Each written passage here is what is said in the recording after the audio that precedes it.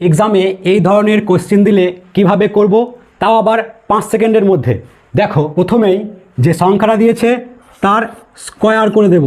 8 square হচ্ছে 64। এখানে দু জায়গাতেই প্লাস আছে, এরকম থাকলে আমি সেখান থেকে বিয়োগ করব। কি বিয়োগ করব না, এখানে কিউব আছে, তো এখান থেকে আমি 3 বিয়োগ করব। তো বিয়োগ করলে আমি পাচ্ছি 61। এই 61কে আমি যে সংখ্যাটা দিয়েছিল 8 দিয়ে গুণ করে দেব, 488। এই অঙ্কটা দেখো, এখানে দু জায়গাতেই মাইনাস আছে, এর ক্ষেত্রে কি করব, এই 4 আছে, এই 4-এর স্কোয়ার লিখব 16। তো এরকম কন্ডিশনের ক্ষেত্রে এর সঙ্গে আমরা +3 যোগ করে দেব। তো এ দুটো যোগ করলে হবে 19। এবার এই 19কে এই 4 দিয়ে আবার গুণ করে দেব। 19কে 4 দিয়ে গুণ করলে হয় 76। তো আমাদের অ্যান্সার পেয়ে গেলাম।